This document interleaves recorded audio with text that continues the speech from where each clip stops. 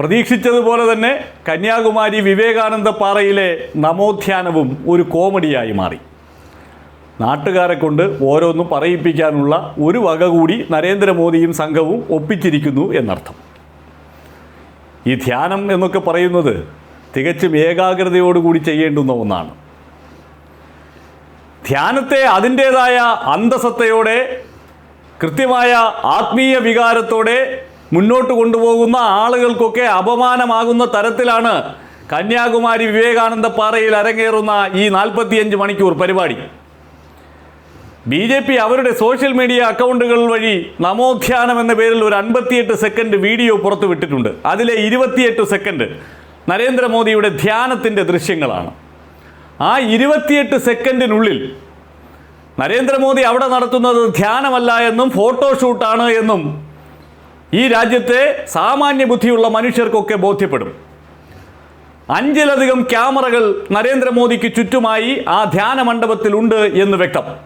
9 camera ആംഗിളുകൾ. എവിടെയാണ്? 28 സെക്കൻഡിനുള്ളിലാണ് 9 camera ആംഗിളുകൾ. 3 തവണ നരേന്ദ്രമോദി സ്ഥലം മാറിയിരിക്കുന്നതായി ആ 28 സെക്കൻഡിനുള്ളിൽ വ്യക്തം. തൊഴുതുകൊണ്ടിരിക്കുന്ന മോദി മറ്റൊരു മുദ്രയിലേക്ക് മാറുന്നതും ഈ 28 സെക്കൻഡിനുള്ളിൽ വ്യക്തം. അതായത് 2 വട്ടം മുദ്ര മാറ്റിയിരിക്കുന്നു,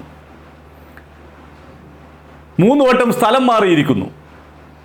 9 ക്യാമറ ആംഗിളുകൾ, 5 ക്യാമറകളുടെ സാന്നിധ്യം.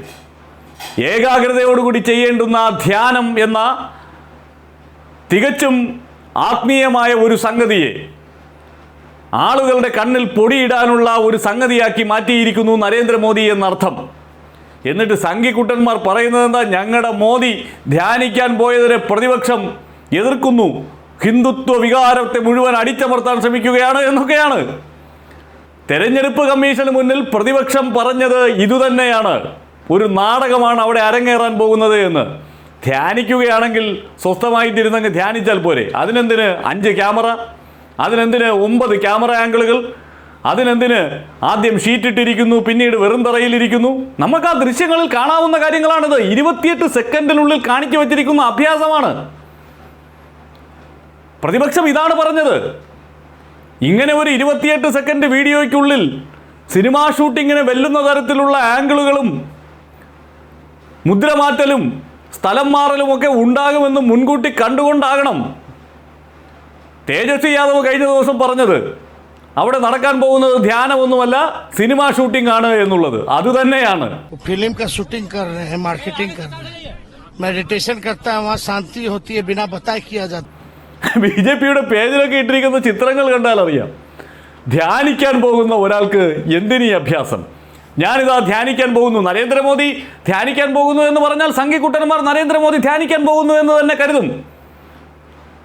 നരേന്ദ്രമോദി അവിടേക്ക് ആ ധ്യാന മണ്ഡപത്തിനകത്തേക്ക് കയറുന്ന ദൃശ്യങ്ങളൊക്കെ കാണിച്ചു കൊള്ളട്ടെ. പക്ഷേ അതിനകത്ത് ഇങ്ങനെ വ്യത്യസ്ത ആംഗിളുകൾ, നിരവധി ക്യാമറകൾ, ഇരിക്കുന്ന ഇരിപ്പിടം തന്നെ മാറുന്ന സ്ഥിതിവിശേഷം. ആദ്യം ഷീറ്റ് ഇട്ടിരിക്കുന്നു, പിന്നീട് ഷീറ്റ് ഇല്ലാതെ ഇരിക്കുന്നു, തൊഴുതുകൊണ്ടിരുന്ന് ധ്യാനിക്കുന്നു, അത് കഴിഞ്ഞ് വേറൊരു മുദ്രയിലിരുന്ന് ധ്യാനിക്കുന്നു. ഈ ധ്യാനം എന്ന് പറയുന്നത് കൃത്യമായി അതിനൊരു മുദ്ര ഉണ്ട്, ആ മുദ്രയോടുകൂടി ധ്യാനിക്കേണ്ടതാണ്. പക്ഷേ ഇവിടെ നരേന്ദ്രമോദി കാണിക്കുന്നത് ഫോട്ടോയ്ക്ക് വേണ്ടിയിട്ടുള്ള പോസ് ഇടിയിലാണ്. അങ്ങനെ വിവിധ പോസുകളിൽ നരേന്ദ്രമോദി നടത്തുന്ന ഈ പരിപാടിയെയാണ് നമ്മളൊരു സിനിമാ ഷൂട്ടിങ്ങിന് സമാനമായ സംഗതിയാണ് എന്ന് പറയുന്നത്. ഒരു വീഡിയോ പ്രൊമോ ഷൂട്ട് ചെയ്യുന്നതിന് സമാനമായ സംഗതി. അതിനുവേണ്ടി ധ്യാനം എന്നുള്ള ഒരു ഓമന പേരിട്ട് വിളിക്കുന്നു. അതുകൊണ്ടാണ് പറഞ്ഞത് മെഡിറ്റേഷൻ എന്ന പ്രക്രിയയെ തികച്ചും ആത്മീയമായി നമുക്ക് മനഃശാന്തി നൽകുന്ന ഒന്നായി കാണുന്ന ലക്ഷക്കണക്കിന് മനുഷ്യരുണ്ട് ഈ നാട്ടിൽ.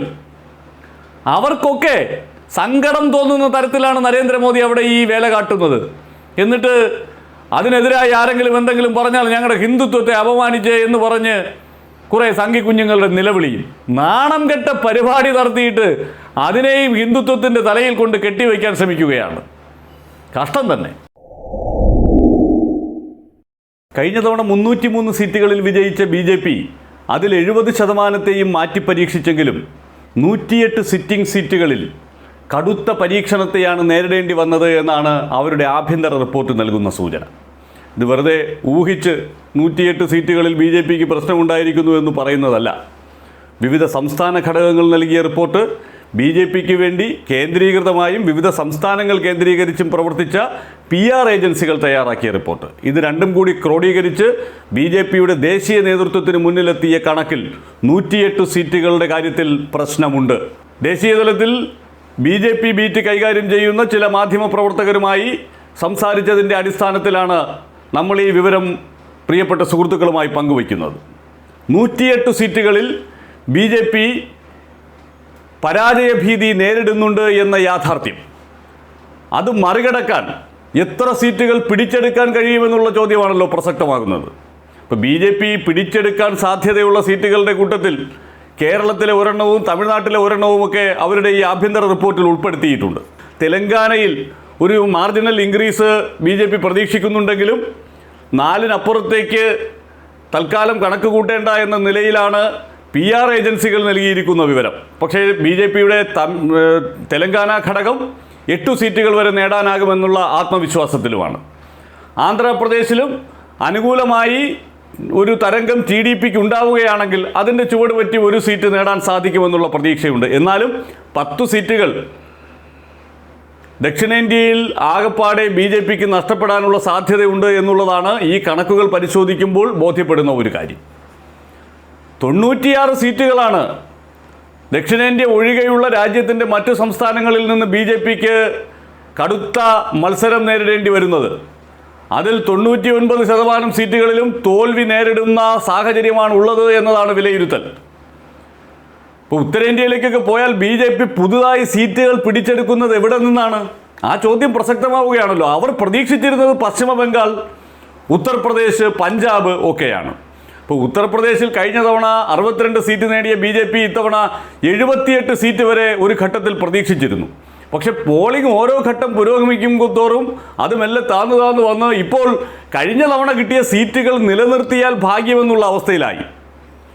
ബി ജെ പി ഒരു 55-58 സീറ്റുകളിലേക്ക് വരെ താഴുന്നതിനുള്ള സാധ്യതകൾ നിലനിൽക്കുന്നു എന്നുള്ളതാണ് ഉത്തർപ്രദേശിൻ്റെ ഗ്രൗണ്ട് റിപ്പോർട്ടുകളൊക്കെ നൽകുന്ന സൂചന. ബി ജെ പിയുടെ ഈ ഇന്റേണൽ റിപ്പോർട്ട് വ്യക്തമാക്കുന്നത് പക്ഷേ ബി ജെ പിക്ക് ഒരു 66 സീറ്റ് വരെ അവിടെ നേടാനാകുമെന്നുള്ളതാണ്. മറ്റ് സഖ്യകക്ഷികളും കൂടി ചേർത്ത് 68 സീറ്റുകൾ അവിടെ നേടാനാകും. മറ്റുള്ളവർക്ക് 12 സീറ്റുകളെ പരമാവധി നേടാൻ സാധിക്കൂ എന്നതാണ് ഈ ആഭ്യന്തര റിപ്പോർട്ട് നൽകുന്ന സൂചന.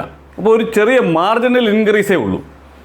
പശ്ചിമ ബംഗാളിൽ ഒരു ഘട്ടത്തിൽ 7 സീറ്റ് വരെ അധികം നേടാമെന്ന് കരുതിയിരുന്നവർ ഇപ്പോൾ ഒരു 2 സീറ്റെങ്കിലും അധികം നേടിയാൽ മതി എന്ന നിലയിലേക്ക് എത്തിയിരിക്കുന്നു. അങ്ങനെ ഒരു ആത്മവിശ്വാസം അവർ പ്രകടിപ്പിക്കുമ്പോഴും അവരുടെ ഇന്റേണൽ റിപ്പോർട്ടിലൊക്കെ 20 സീറ്റുകൾ വരെ നേടാനാകുമെന്ന സൂചനയാണ് നൽകുന്നത്. പക്ഷേ അവിടുത്തെ യാഥാർത്ഥ്യം ബി ജെ പി 2 അക്കം കടക്കാൻ പെടാപ്പാട് പെടും എന്നുള്ളതാണ്.